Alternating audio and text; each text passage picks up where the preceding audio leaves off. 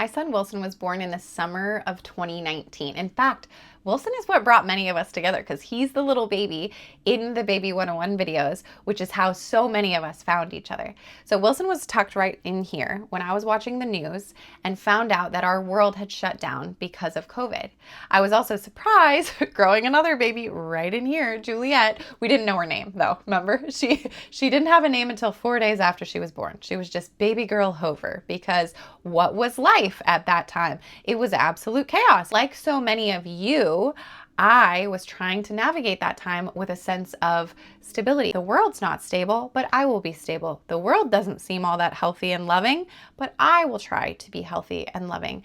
And it was a lot. Hi, I'm Jess. I got married to my favorite skateboarder when I was 20 years old, and a few years later, we became parents to Eloise. And somehow, in the midst of the beautiful chaos, I lost myself. Depression hit hard when we moved to Barcelona, and that is where my healing began. After my son Wilson was born, I began sharing my story on this very YouTube channel. I became a doula and a coach. My best friend and I started a business and a community called Very Good Mothers Club, and my third baby, Juliet, was born. Now I help parents feel whole again, emotionally, relationally, professionally, and I'm still in it. I'm still growing, and I believe this about you and me both. We are very good. Even now. I'm so happy you're here. I was recently at a back to school event for my kids. All three kids are at the same elementary school now, which is so cute. Eloise is in 5th grade, Wilson is in 1st grade, and Jules is starting TK.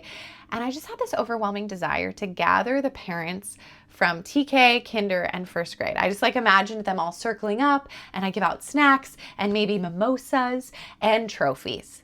I want to give all the pandemic parents a trophy and be like, you guys, look how far you've come. Because I know that the world wants to rush you into planning Halloween costumes and the holidays and the fact that 2026 is right around the corner. But do you know that it is a substantial milestone that we are 5-ish years out from you having a baby and trying to adapt to a world that was so unbelievably different than anyone had ever seen before? If that was your first experience of having a kid, I kind of hope you have another one. I kind of hope you do because, I'm not forcing you.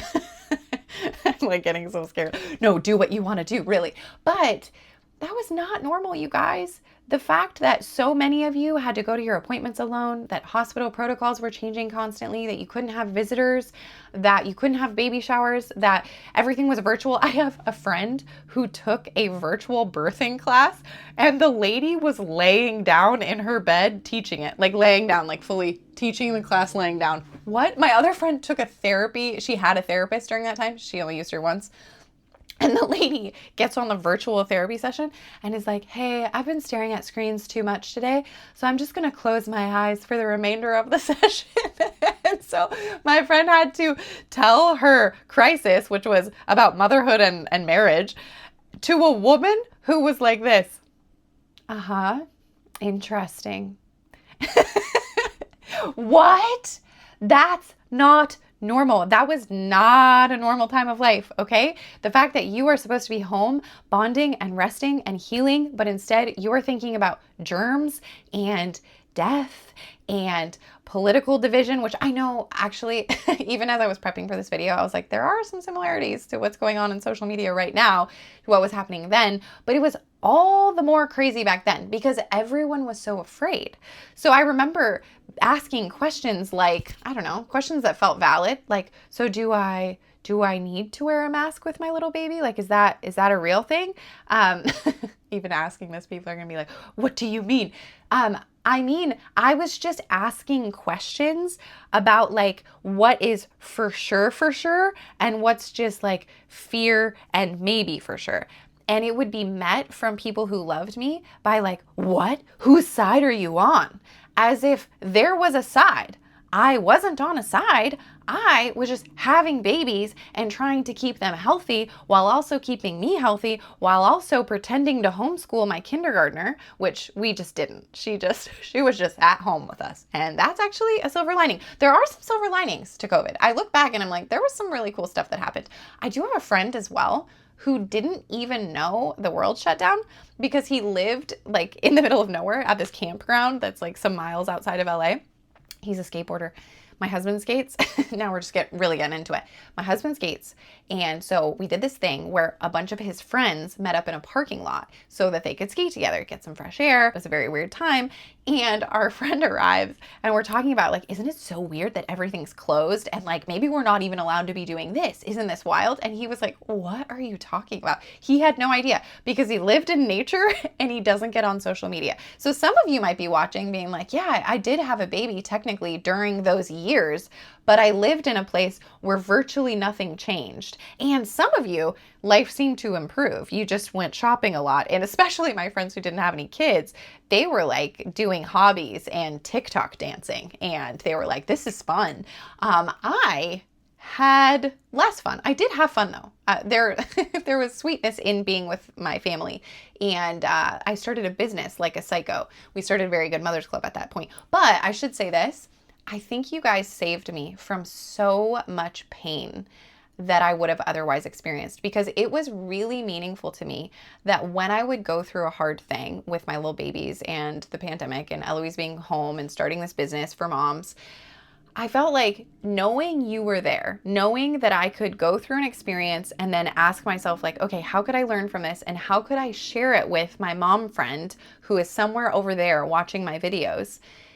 That made me feel less alone and have more purpose, which might just be a life hack, guys. If we're going through hard things, maybe a way to reframe it to ourselves is, okay, interesting. This sucks. This thing I'm walking through, not fun.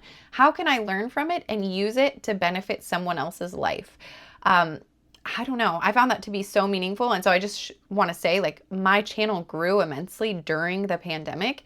And I think you guys are why I did okay through that time. Like, if I didn't have you, who knows what I would have felt. But because of you, I felt so much more purposeful, and I'm so grateful. Now, our kids are going to school. Maybe. Okay, here's another like little thing I should say. Sometimes when I talk about our kids going to school, people write me long-winded messages like, why don't you talk about homeschooling? And homeschooling's so much better than sending your kids to school. And the thing is, I have nothing against homeschooling. Maybe one day I will homeschool. I have no idea. Right now, my kids go to school. So the context for how I talk about my life and kids' lives at this stage is with school involved. If you homeschool, I love it. I would love to learn from you. Great. But just know that I'm going to talk about school as if they're leaving the house. Okay. So we're at a stage of life where our children are no longer being wrapped in swaddling clothes, wrapped in a swaddle, diapered up, fed from our bosom or from our bottle. We are not wiping their butts. Actually, I still do some butt wiping. They're sleeping through the night most of the time, maybe. They eat. They usually eat by this stage. I'm trying to include all of what you might be facing. Some of your kids might be developmentally delayed because the world sucked for them. So your kids weren't getting the socialization they would normally get, or they weren't getting the, they're talking to adults, but the adults are wearing masks. There's so much about a child seeing a mouth moving and emotions and all of that that helps their development. If they are behind, I also don't want you to feel guilt about that. I want us to get to a point where we can look back and we can accept things didn't go the way we wanted them to. I am not blaming myself for that. If there's anything I can improve, I'm going to improve it right now. Great. I have many years ahead of me with this little child, and we're going to go in the direction that is good and wonderful for us. But we're not going to feel guilty over things that we didn't do. So I'm not going to feel guilty when my little one is anxious as if I caused their anxiety. When Jules, my really independent, beautiful little girl, pushes away from me because she's an independent, spunky little world leader, I am not going to wonder if that's because I didn't visit her enough in the NICU. That's what I have felt so many times, is like, did I fail her? Did I fail her because she had to spend that much time in a hospital and I could only visit her by myself, and Sean and I had to switch off and no one could come help us with the family because no one could travel? Like, did I do that to her? Am I somehow to blame for her? No, ma'am. No. We are all done with that. Our kids are 5-ish. A little younger, a little older. We are at a place where we are going to go, this kid is awesome. I am awesome. We have learned so much. We are resilient and spunky and sexy and cool. Well, maybe not our kids sexy. That's a little weird, but you are. freaking you definitely are. So we're going to own that and be confident moving forward. Okay, so what about the fact that our children are in a new stage? I love learning about psychology and like what's happening developmentally. So I'm going to tell you a little bit about what's going on here. So 0 to 5, major years for your children. You nailed it. This is when your kids are learning so much about emotional regulation and attachment and language and like who they are and who you are and how to relate to people in a way that they actually can't articulate, but it is happening. And guess what? You were the main one teaching them everything they needed to know, and you did a great job. A great job. And now they're expanding upon what you've done in their life. So they're going to open up now to a world that is logical and social. They're going to begin making friends. They already have friends, but now it's going to get a little deeper. There's going to be a little bit more happening where they're wondering like, what's fair? What's right? What's God? What's death? I don't know if your kids have been asking any big questions, but usually that happens around like 4 and up. You start getting some pretty major questions about how all of this works together. Your kids going to school, they're going to learn how to respond to other adults. They're going to learn how to be quiet and let someone else talk, when to raise their hand. It's awesome. So many good things are happening for them. And it's a little bit bittersweet, isn't it? Because you're going from this stage that feels like it's never going to end, the baby and toddler stage where they say like the days are long, but the years are short. That really is what we're feeling right now, is like, oh gosh, they just arrived here. Like, how is it that this little baby that just fell out of me is walking into a school with a backpack on and they're barely turning around? Well, some of them are crying their heads off, probably depends on the personality of the kid. 2 of my children cried a lot when I would drop them at school. And the third, like, forgets she has parents from the moment she gets out of the car. She just runs in like it's nothing. It's fine. It's fine. What's happening for them now is that they're going to go and learn a bunch of things during the day, and they're going to come back to you. And what do they need from you?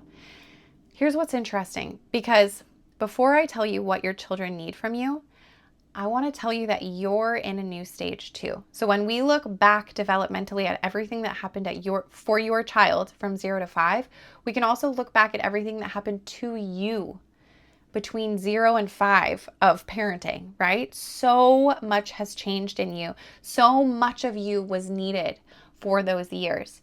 And now it's going to be a little bit different. Less of your body is needed, less of your time is needed, but you are still fully needed and fully important. So as you're transitioning into this new stage of having a little kid versus a little toddler, the same thing that your child needs is what you are going to need. Are you ready?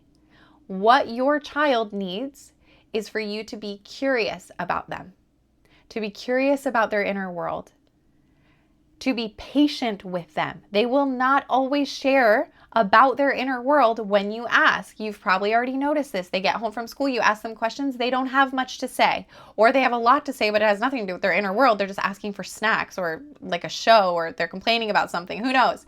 A lot of times when kids get home from school, because they've been so awesome for the other adults during the day, when they see you and you are their favorite place and their safe place, they fall apart. They become gremlins that are not that fun. That is not a personal jab against you. That is good. You be steady. Again, what your child needs is what you need. Be steady. Be loving. What you're going to show your child right now is the same thing you're going to show yourself. Hey, I love you. Even on your worst days, you are still lovable.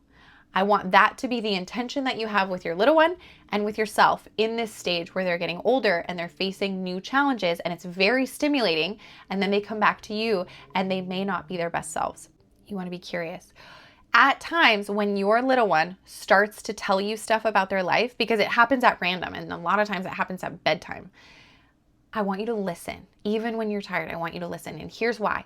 When they tell us stuff in elementary school, TK through 6th grade, 5th grade, whatever that is for you, it's simple stuff. The stories are simple, they're funny, sometimes they make no sense at all, sometimes they just aren't that big a deal, but the kid is telling you, and great. I want you to listen, because as their life gets more complicated and the stuff that they're considering sharing with us becomes more nuanced and a little bit scarier to say, if you have shown them from these early years that you are available to listen to them, that you think they are interesting, that you like to hear them talk. I say this to my kids a lot. I love hearing you tell me about your life. Thank you so much for telling me that story. That was so great.